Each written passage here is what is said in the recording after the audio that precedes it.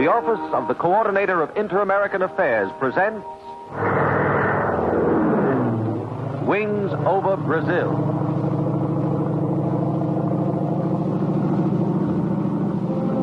To conquer the air, to soar through space, to master the sky has been from the beginning of time the dream of earthbound man.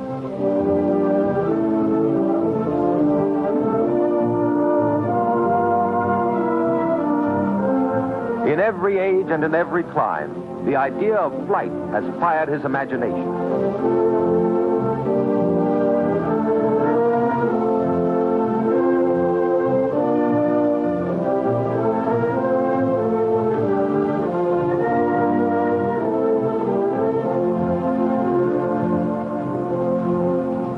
The account of his ascent into ethereal regions is an odyssey of suffering, pain, and blood.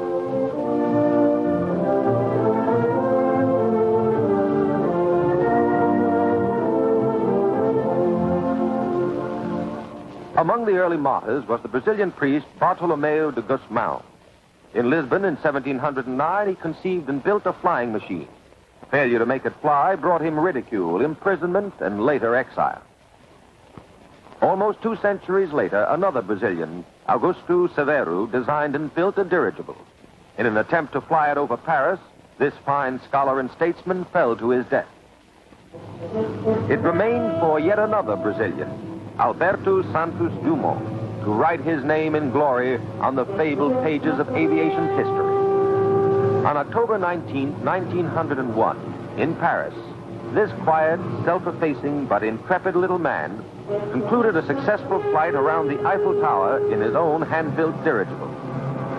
5 years later, on October 23, 1906, in a heavier-than-air machine, the airplane, he made the epic flight that earned him immortal esteem and the praise of the world. France acclaimed him as the father of aviation. Our own great Edison sent him an autographed picture. On it he wrote, "To Santos-Dumont, the pioneer of the air, homage from Edison." Brazil, wrote an historian, has a predestination for aviation. As though to consecrate these words and the deeds and memories of those gallant Brazilian airmen who flew into eternity in an effort to strengthen and multiply the wings over Brazil, on January 20th, 1941, President Getúlio Vargas created the office of Minister for Air and appointed to this important post the Honorable Salgado Filho. The new minister amalgamated the existing Army and Navy air schools into a single organization, the Escola de Aeronáutica.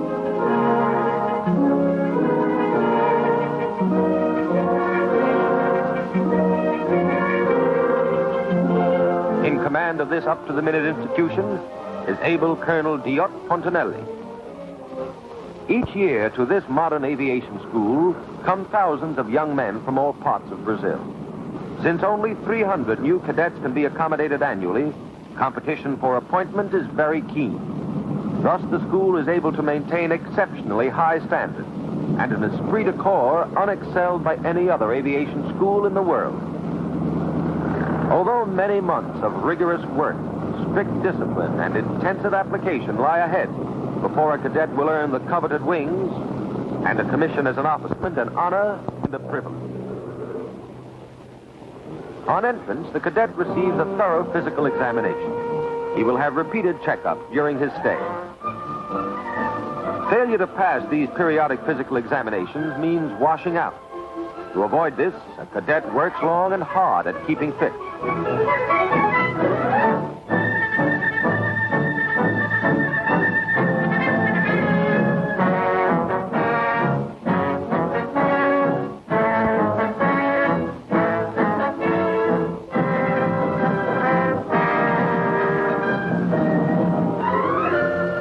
In comfortable and well-ventilated quarters, the cadets sleep, and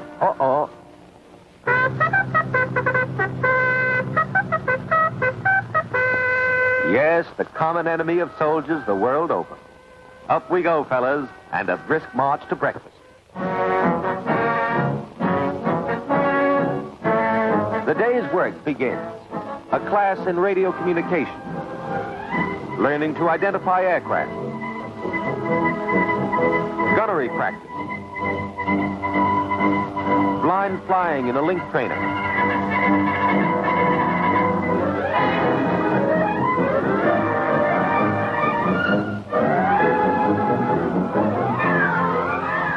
Instruction in motor repair. An improperly folded parachute may cost a life. Each student is taught the correct way of preparing his own parachute.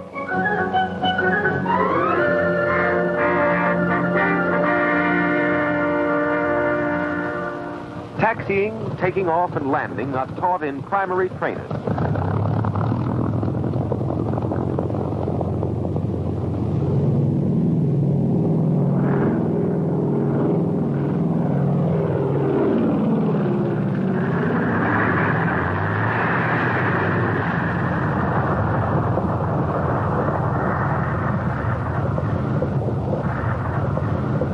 This proud cadet is completing his first solo flight.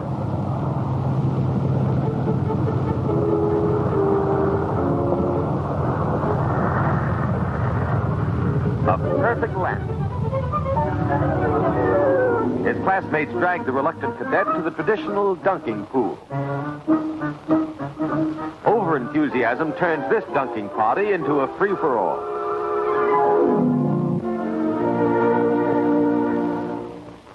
Days roll into weeks and weeks into months. Months filled with hard work, diligent application, new friends, and rich experiences.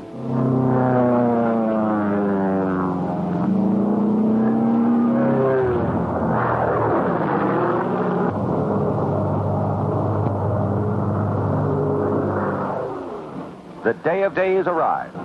Graduation.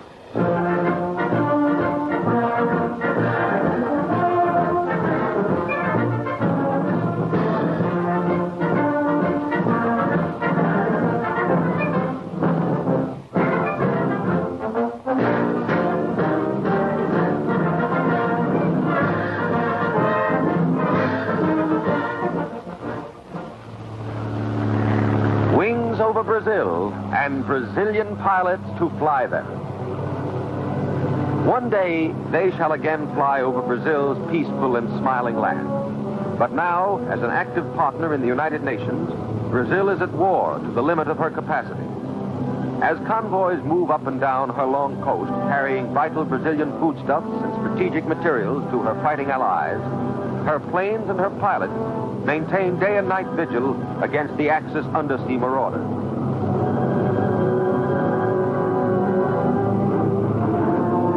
Working in complete harmony and cooperation with the United States Air Forces, they are helping to sweep the South Atlantic free of enemy submarines. Indeed, their record of sinkings is one they can well be proud of. While the Battle of the South Atlantic continues, Brazil, in her eagerness to carry the fight to the enemy's soil, is stepping up her training program by sending her pilots to the United States for advanced combat instruction.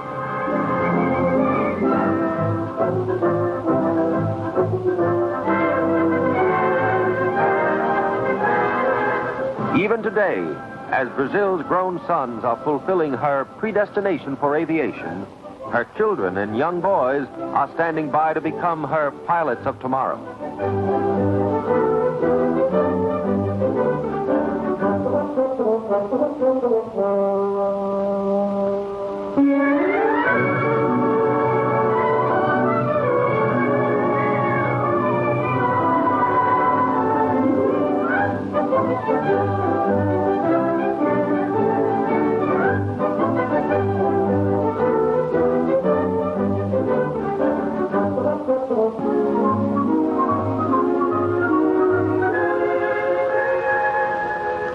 Brazil needs these air-minded young people, for Brazil is a large country, occupying more than half of South America.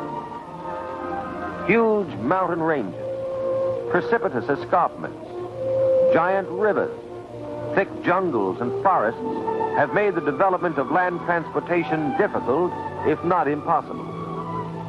The miraculous wings of the airplane have made Brazil's dream of tomorrow a reality today. For today, within her far-flung borders, a network of air routes cross and crisscross. Airports have been developed everywhere. Among the more outstanding ones are Belém, gateway to the Amazon,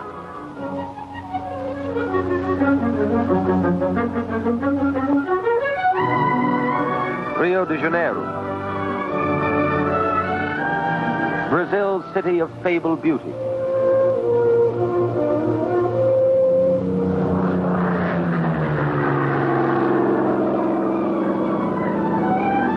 São Paulo,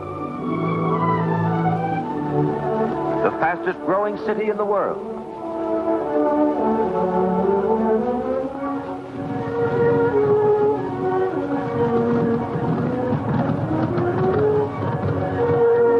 Porto Alegre, gateway to the granary of Brazil and home of the gaucho.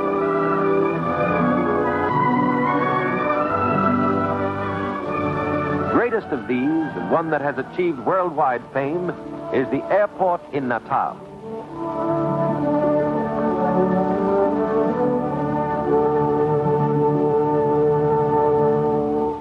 It is this gigantic and strategically situated airbase which served as a springboard for invasion in the African campaign, and which helped make possible the speedy victory won there by the United Nations.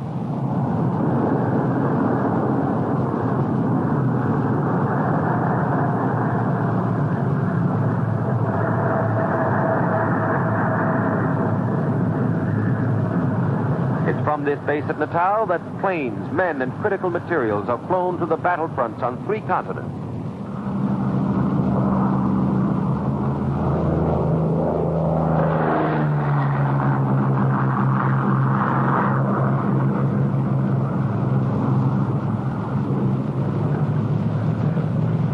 Through this base, too, pass our wounded on their way to military hospitals in the United States.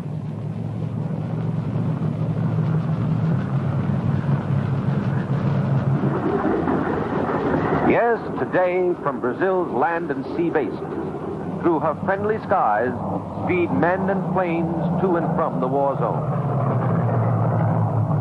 The United States Navy sent its proud Mars to Brazil on its first war mission. It returned carrying 35,000 pounds of Brazilian strategic materials to defense plants in the United States. Today, the thunder of war reverberates through Brazil's skies. Tomorrow, as was the fervent hope of Alberto Santos-Dumont, her skies shall be air routes to peace, trade, and better understanding among men.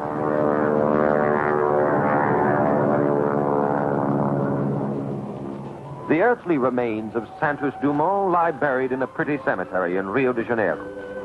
To perpetuate his memory, his countrymen have erected in reverence a magnificent monument.